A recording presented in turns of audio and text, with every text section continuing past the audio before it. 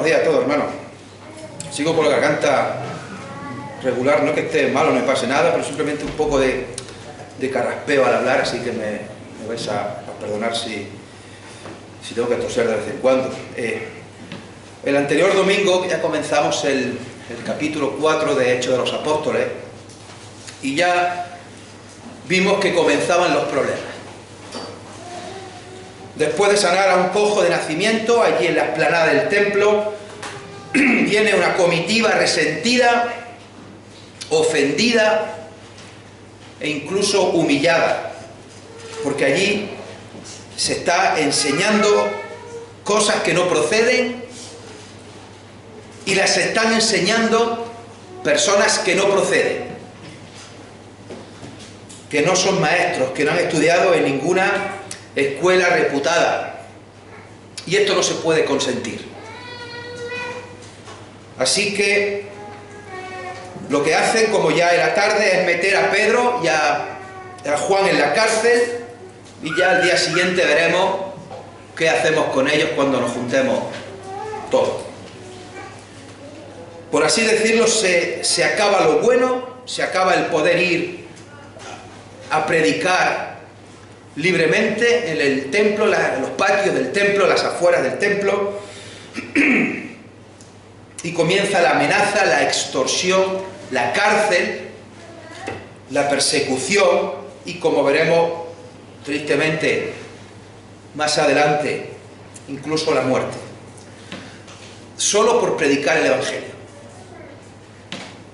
Un Evangelio que, como decimos y repetimos muchas veces, un Evangelio que creció y ha crecido de forma exponencial e imparable, porque el crecimiento de la Iglesia no depende ni de la circunstancia, ni depende de nuestro esfuerzo, ni depende de alguna obra o mérito nuestro, sino que depende de Cristo. La Iglesia es suya y el que la edifica es Él. Pero también, ya vimos el otro día y seguiremos viendo, que Jesús había avisado también muchas veces a sus discípulos que iban a tener aflicción y persecución. Así que estaban más que avisados. Y esto que ocurre ahora no les cogió desprevenido. Pero hermanos, vimos que ahora no huyeron los discípulos como cuando capturaron a Jesús. Ahora no se esconden como se escondieron cuando juzgaban a Jesús. Ahora no van a estar lejos como lo estaban cuando Jesús estaba siendo crucificado. Ahora no iban a tener miedo como tenían después de la muerte del Maestro. A partir de este capítulo 4 vamos a leer y a ver mucha persecución. Curiosamente, no una persecución de parte del Imperio Romano ni de parte de los extranjeros, sino una persecución que viene de dentro, una persecución de los propios judíos, de los líderes religiosos, una persecución del pueblo de Dios. Y ya vimos en Hechos 4, los primeros 4 versículos, que vienen allí los sacerdotes, el jefe de la guardia del templo, también llamado el Sagán, y los saduceos, resentidos, ofendidos, humillados por lo que hemos dicho antes, y los meten en la cárcel directamente.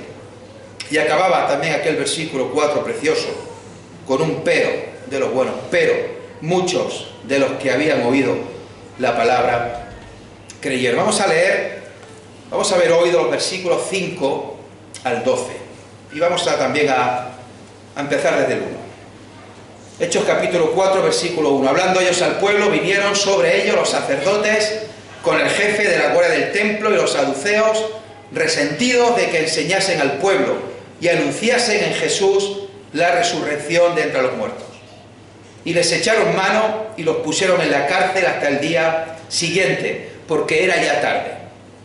Pero muchos de los que habían oído la palabra creyeron, y el número de los varones era como 5.000. Aconteció al día siguiente que se reunieron en Jerusalén los gobernantes, los ancianos y los escribas, y el sumo sacerdote Anás, y Caifás, y Juan, y Alejandro, y todos los que eran de la familia de los sumos sacerdotes. Y poniéndoles en medio, les preguntaron: ¿con qué potestad o en qué nombre habéis hecho vosotros esto? Entonces Pedro, lleno del Espíritu Santo, les dijo: gobernantes del pueblo y ancianos de Israel, puesto que hoy se nos interroga acerca del beneficio hecho a un hombre enfermo, de qué manera éste haya sido sanado, sea notorio a todos vosotros y a todo el pueblo de Israel que en el nombre de Jesucristo de Nazaret, a quien vosotros crucificasteis y a quien Dios resucitó de los muertos, por él, este hombre está en vuestra presencia sano. Este Jesús es la piedra reprobada por vosotros, los edificadores, la cual ha venido a ser cabeza del ángulo, y en ningún otro hay salvación. Porque no hay otro nombre bajo el cielo dado a los hombres en que podamos ser salvos. Vamos a ir viendo versículo a versículo lo que aquí viene. Versículos 5 y 6. Dice: aconteció al día siguiente que se reunieron en Jerusalén los gobernantes, los ancianos, los escribas, el sumo sacerdote Anás, y Caifás, y Juan, y Alejandro, y todos los que eran de la familia de los sumos sacerdotes. Aquí tenemos lo que se podría llamar hoy día el Tribunal Superior de Justicia. Es el Sanedrín, es el concilio, también llamado de otra forma. También se llama a veces grupo de ancianos. El Sanedrín era el órgano más importante para juzgar en toda la nación de Israel. Y lo formaban 70 personas más el sumo sacerdote, que es el que presidía. Por tanto, había 71 personas. 24 eran sacerdotes, 24 ancianos, 22 escribas y un sumo sacerdote que presidía. Total, repito, 71. Y ya dijimos el otro día que prácticamente todos los sacerdotes pertenecían a la facción de los saduceos. Sin embargo, casi todos los escribas pertenecían a la facción de los fariseos. Y los ancianos estaban más repartidos. Algunos eran más saduceos y otros eran más fariseos. Recordemos que los saduceos solo consideraban como canon el Pentateuco, la ley de Moisés.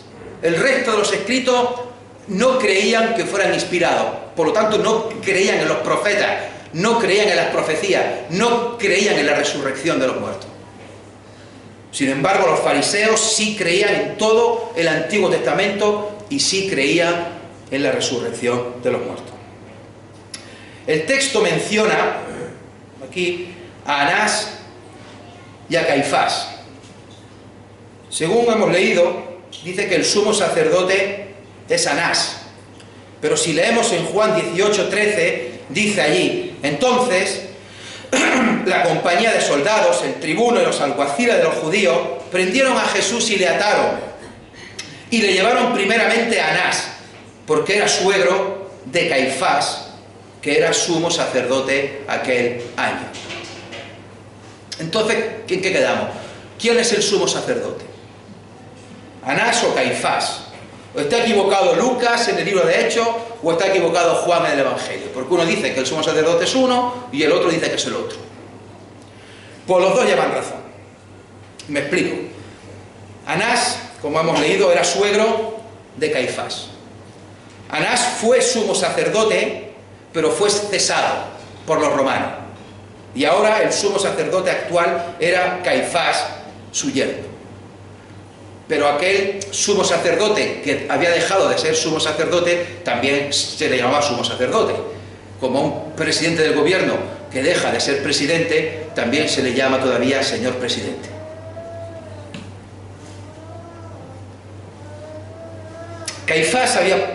Anás había puesto a Caifás, su yerno, lo había puesto a dedo.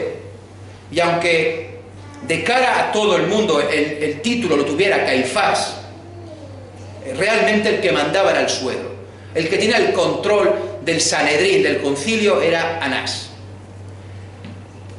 De hecho, a Anás le era mucho más ventajoso haber sido sumo sacerdote y ya no serlo, porque así no tenía que hacer los trabajos, que algunos eran molestos, rutinarios. No hacía el trabajo, lo hacía su yerno, pero él tenía el control, que era lo que realmente le interesaba. Se quitaba de trabajo, pero seguía mandando en el Sanedrín, su influencia era máxima. Dicen los historiadores que Anás fue una persona de mucho éxito, una persona que amasó una gran fortuna, un hombre muy rico.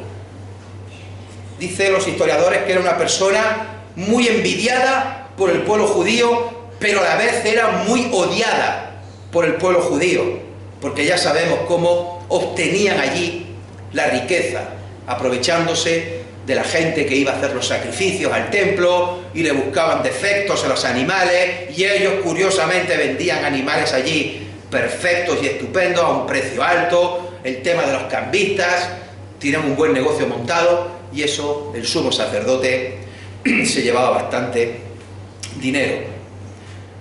Anás estuvo solamente 6 o 7 años en el cargo, solamente 6 o 7 años de sumo sacerdote, pero le dio tiempo a meter a casi todos sus hijos, nietos, incluso puso a su yerno como sucesor suyo.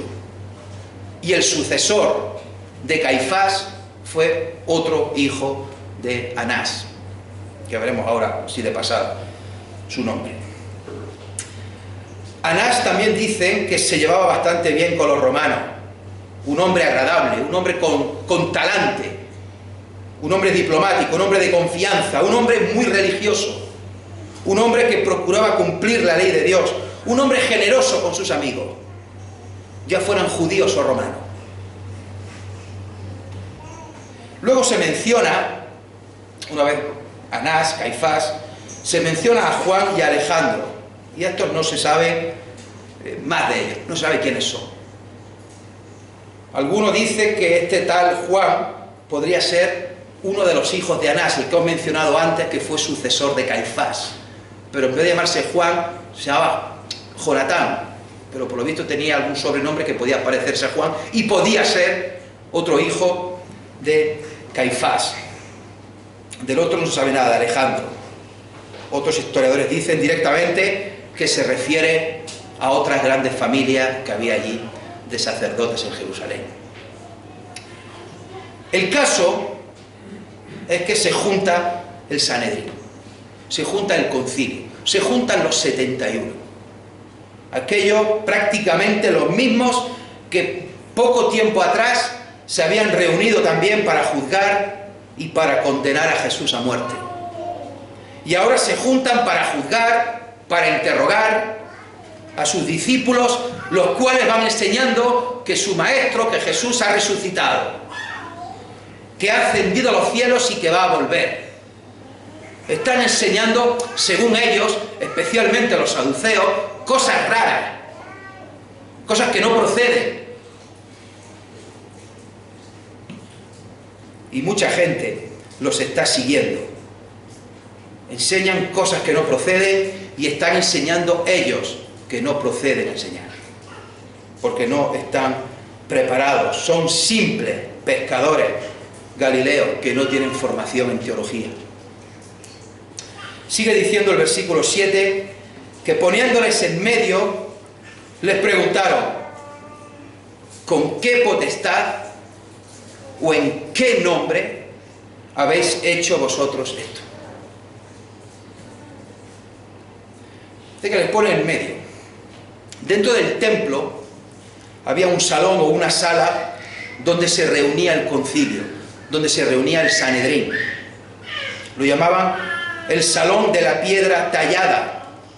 Este salón tenía los asientos dispuestos en forma o bien circular o bien semicircular en forma de U, y presidía el sumo sacerdote. Y allí en medio se ponía al testigo o al acusado y se le hacían las preguntas correspondientes. Luego veremos más adelante, el próximo día, que también estaba el hombre que fue curado, aquel cojo de nacimiento que fue sanado, también estaba allí en medio de ellos. No sabemos si también le hicieron pasar la noche en la cárcel o tuvo que venir por la mañana. Y estaban allí Pedro y Juan en medio, delante del concilio, delante del Sanedrín, como si fueran delincuentes, como si hubieran hecho algo malo, como si fueran terroristas.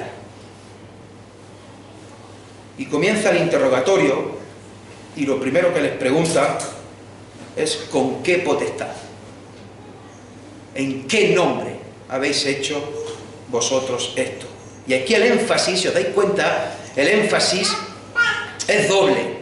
El énfasis, por un lado, es: ¿en qué potestad, en qué nombre habéis hecho esto vosotros? ¿En nombre de quién lo habéis hecho vosotros? ¿Quién os ha dado el poder a vosotros? ¿Quién os permite enseñar y decir lo que decís a vosotros? El interés es doble. Por un lado, de parte de quien reciben ese poder, de parte de quien tienen esa autoridad, y por otro lado, ¿por qué la tienen ellos? Dos pescadores galileos. La ley de Moisés decía que cuando alguien hiciera un milagro, cuando alguien hiciera alguna señal, cuando alguien hiciera algún prodigio, o cuando alguien profetizara que iban a ocurrir cosas en el futuro, pues que había que examinarlo, había que analizarlo, había que estudiar muy bien si venía de parte de Dios o no. Había que ver si lo que decía se cumplía o no.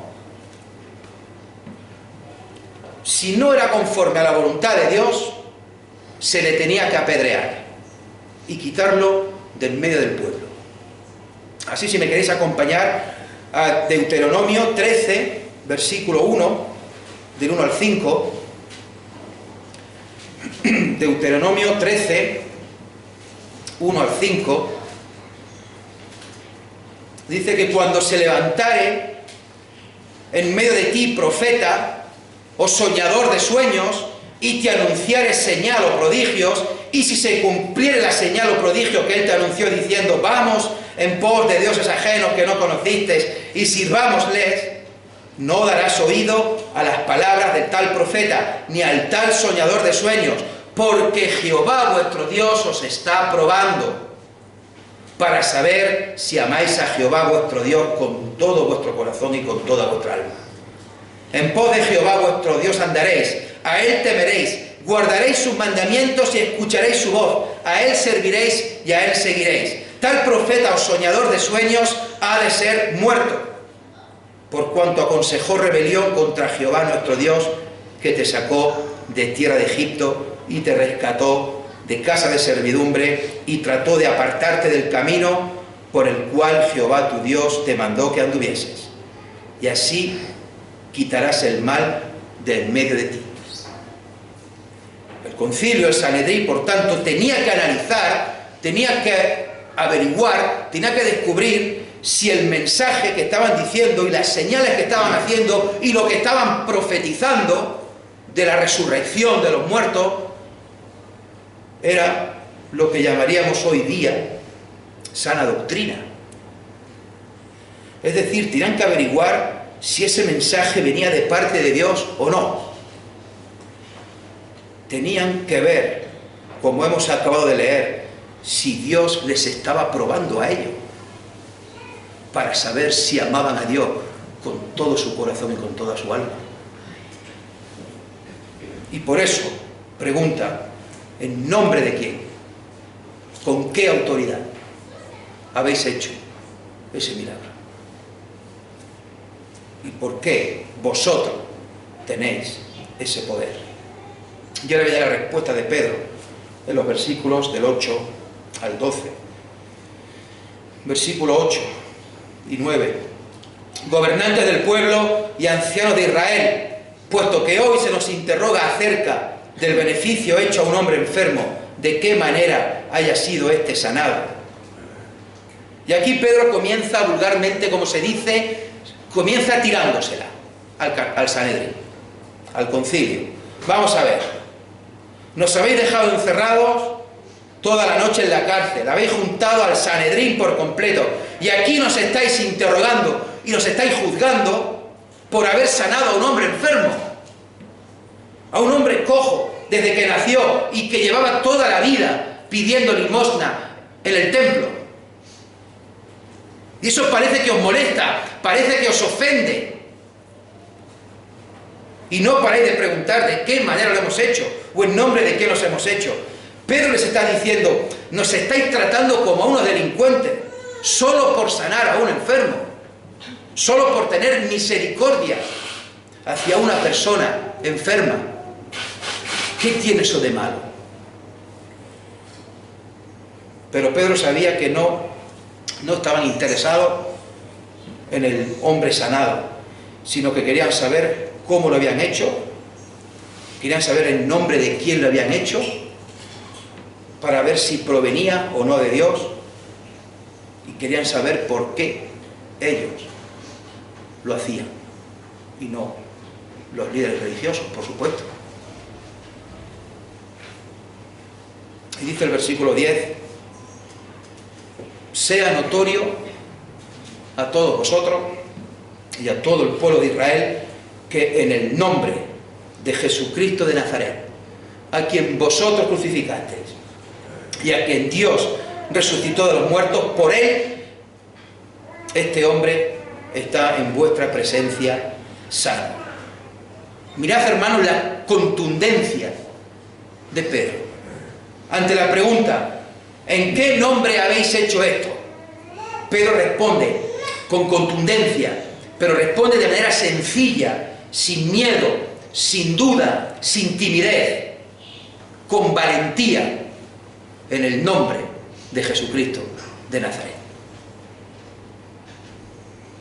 Y lo dice bien claro, sea notorio todo esto a vosotros y sea notorio a toda Jerusalén, a todo el pueblo de Israel, perdón, que todo el mundo se entere, que todo el mundo preste atención a mis palabras. La autoridad con la que hemos hecho el milagro, el nombre por el cual hemos hecho el milagro es y viene de Jesucristo de Nazaret. El nombre de Jesús indica su condición humana y el de Cristo la divina, pues es Mesías y acompaña de Nazaret, porque todo el mundo sabía que Jesús se había criado allí, en Nazaret. Ese mismo Jesús que habían ordenado los allí presentes, el Sanedrín, crucificar poco antes, es el que dicen ahora, estos dos, dicen Pedro y Juan, que en su nombre y por su poder han curado al enfermo. Y Pedro recalca también precisamente, vosotros crucificasteis y Dios le levantó de los muertos. Esto mismo ya lo ha dicho Pedro en varias ocasiones, vosotros crucificasteis y Dios levantó de los muertos a su Hijo. No fueron los discípulos los que robaron el cuerpo de Jesús y se habían inventado lo de la resurrección, sino que había sido Dios Padre el que había resucitado a su Hijo. Y aquí tenían una señal de que el mensaje que estaban diciendo era cierto.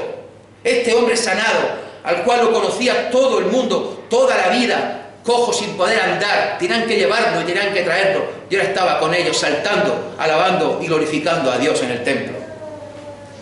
Y lo habían hecho en el nombre de Jesucristo de Nazaret, al cual vosotros habíais crucificado y Dios le resucitó. Hermanos, la muerte y la resurrección de Jesús son la base de nuestra fe. Es la base de lo que creemos. El apóstol Pablo diría en 1 Corintios 15:14, si Cristo no resucitó, vana es entonces nuestra predicación, vana es también nuestra fe. Sigue diciendo el versículo 11, Este Jesús es la piedra reprobada por vosotros, los edificadores, la cual ha venido a ser cabeza de ángulo. Pedro cita el Salmo 118, 22. La piedra que desecharon los edificadores ha venido a ser cabeza de ángulo. Mismas palabras que usa Jesús en la parábola de los labradores malvados, en Mateo 21. Y también Pedro, en su primera carta, capítulo 2, menciona también estas mismas palabras. Jesús es la piedra principal, la cabeza del ángulo, esa piedra central que sustenta toda la estructura. Esa piedra que si se quitara por el motivo que fuera, todo el edificio se caería, porque es la piedra principal la que sustenta todo. Jesús es el centro de todo, es lo más importante de todo. Toda nuestra fe descansa en Él, toda nuestra fe está basada en Él, nuestra salvación depende de Él. Y sin Él, separados de Él, nada podemos hacer. Esa piedra la habían rechazado los allí presentes, la había rechazado el Sanedrín, la habían rechazado los sacerdotes, los escribas, los ancianos, los edificadores, los cuales conocían muy bien el Salmo. Allí estaban sentados los edificadores. Los 71 del Sanedrín habían rechazado al Mesías. Y no podían alegar desconocimiento o ignorancia, no podían decir, no, es que no lo sabíamos. Eran expertos en la ley de Dios, expertos en la palabra de Dios. Habían tratado con Jesús, lo habían interrogado allí mismo, le habían oído hablar, le habían visto que era incapaz de hacerle daño a nadie. Habían oído que se limitaba a hacer el bien, siempre a hacer el bien, en cualquier momento, en cualquier situación, en cualquier lugar. Sabían que había curado a muchas personas enfermas. Sabían que era un conocedor maravilloso de las Escrituras, al cual hasta le habían dado la consideración de maestro, de rabí. Pero no lo habían creído en él. Creían incluso que venía de parte de Satanás, que era un glotón, un borracho. Y mataron al autor de la vida. Mataron al Cristo, al Mesías. El pueblo de Dios, los edificadores, los religiosos, reprobaron la piedra principal y lo mandaron a una cruz para que muriera allí. Para estos edificadores, Jesús era una piedra inútil, una piedra que no valía, que no servía para nada, que había que destruirla, que había que quitarla del medio. Y no sabían que era la principal piedra del ángulo, la que lo sustenta todo. No se puede ser más necio y más ignorante que estas personas, a pesar de todo el conocimiento que pudieran o creyeran tener. Habían tenido allí al autor de la vida, allí delante de ellos. Lo juzgaron y lo condenaron a muerte. Y Pedro sigue más allá en su mensaje. Y vamos a ver que no suaviza, no relativiza, no endulza, no corta, no pega, sino que acaba con contundencia en el versículo 12. Y en ningún otro hay salvación, porque no hay otro nombre bajo el cielo dado a los hombres en que podamos ser salvos. Una vez presentado ante el concilio, ¿quién es ese hombre? ¿Quién es ese nombre y esa autoridad en la que habían sanado al cojo de nacimiento? Ahora Pedro pasa a predicar el Evangelio delante del concilio, delante del Sanedrín. En ningún otro hay salvación. No hay otro nombre. Notad el énfasis de Pedro. No da lugar a duda alguna. No hay duda. La salvación, hermano, solo es posible en el nombre del Señor Jesús, en la persona del Señor Jesús. Jesús mismo lo dijo en la casa de Zaqueo, en Lucas 19, porque el Hijo del Hombre vino a buscar y a salvar lo que se había perdido. El mismo Jesús lo dijo en Juan 14, versículo 6, yo soy el camino, la verdad y la vida, y nadie viene al Padre si no es por mí. Y podríamos tirarnos 2 horas citando más versículos así, en los cuales la Biblia nos habla con total rotundidad y claridad que no hay otro camino, no hay otro nombre, no hay otra forma de salvación. Pero estos líderes religiosos querían seguir pretendiendo obtener la salvación con sus sacrificios de animales, sus rituales, sus costumbres, sus fiestas, con el templo.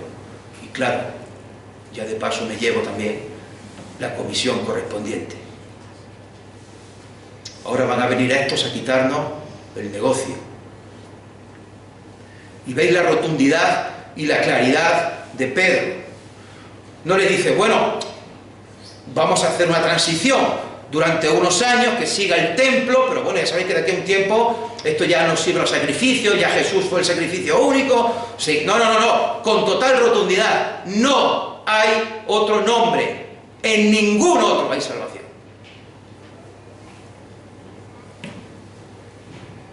Hermanos y amigos que nos visitáis,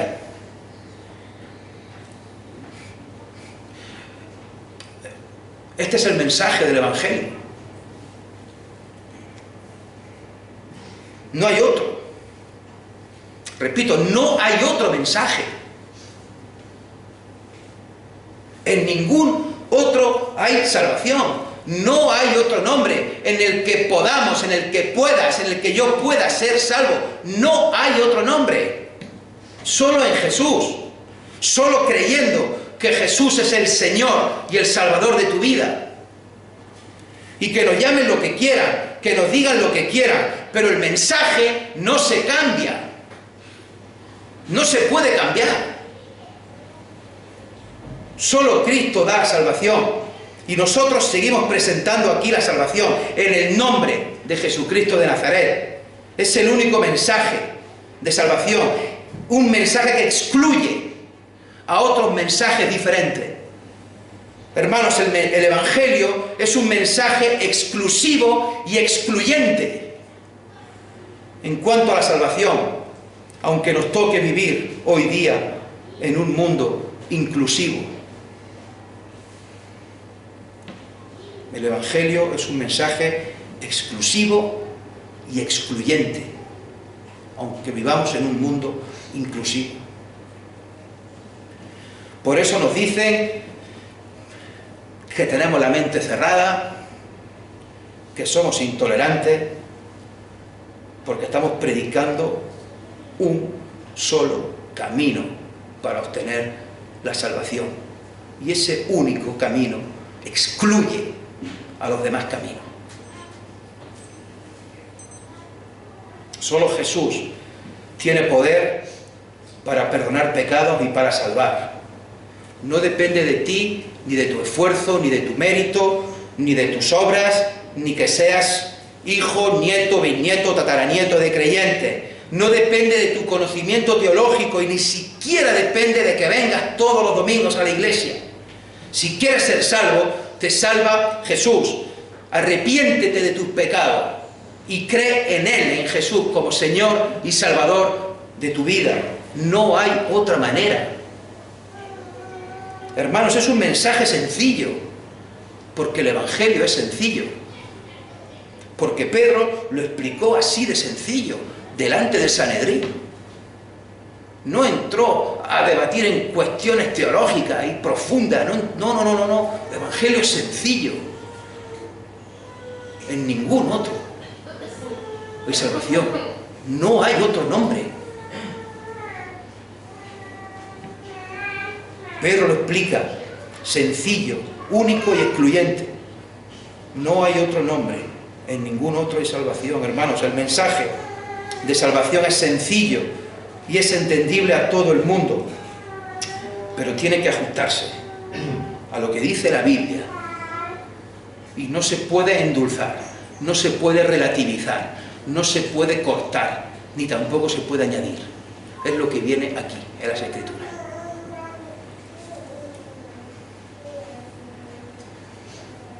Me he dejado a propósito, y no sé si os habéis dado cuenta, seguro que sí, el comienzo del versículo 8. Entonces Pedro, lleno del Espíritu Santo.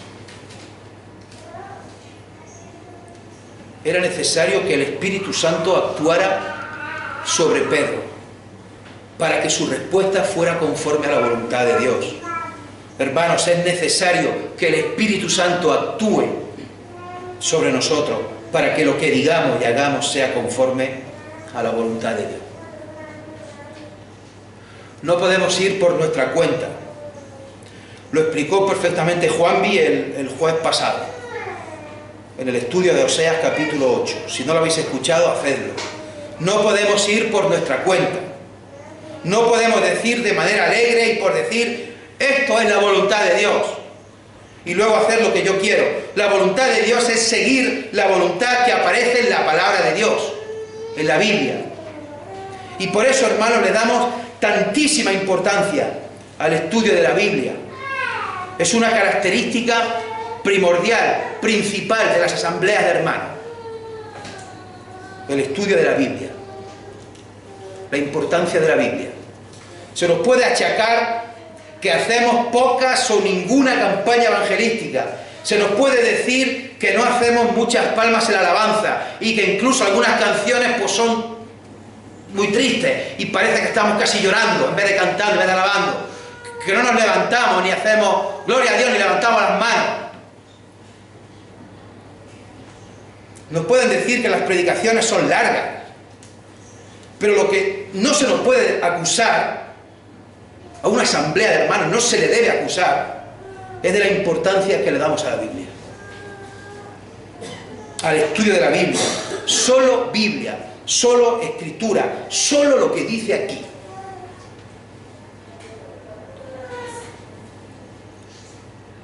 Hemos visto que Pedro y Juan fueron llevados al Sanedrín.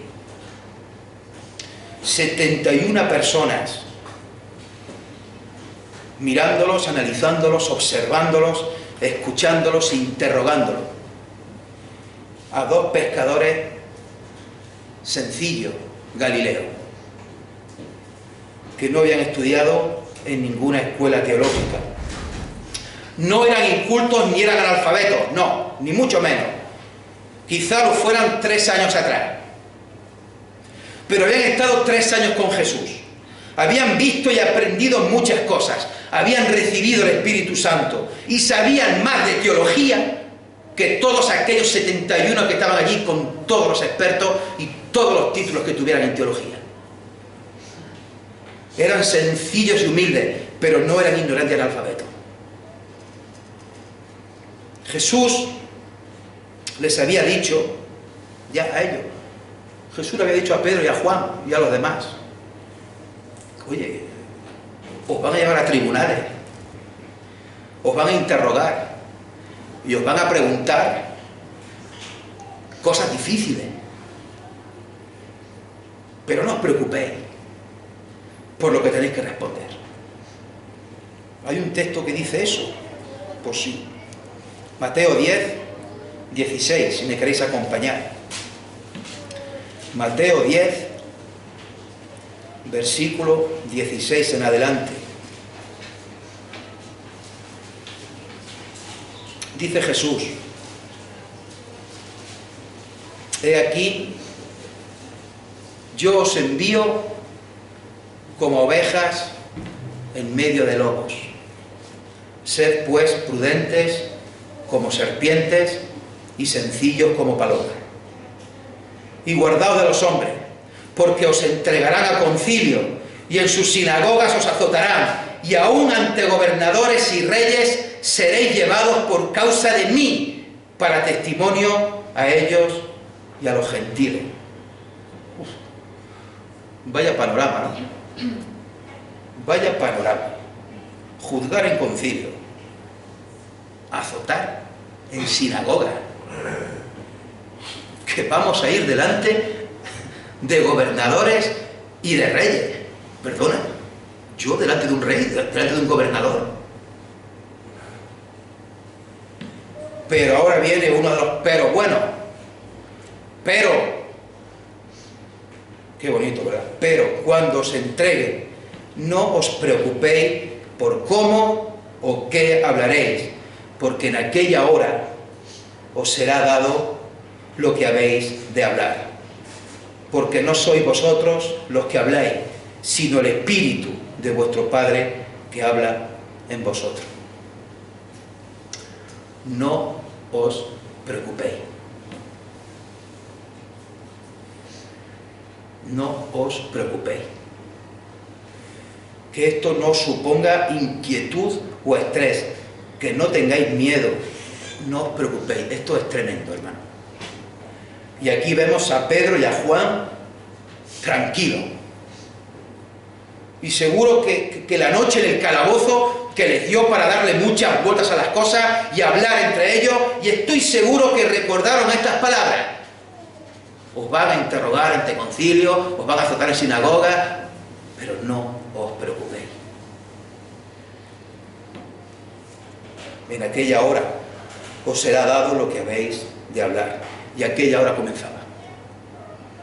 Era el primer juicio o interrogatorio delante del concilio, en aquel salón de la piedra tallada, dentro del templo de Jerusalén. Allí estaban los 71 del Sanedrín, y Pedro, lleno del Espíritu Santo, pronuncia estas preciosas palabras que hemos visto.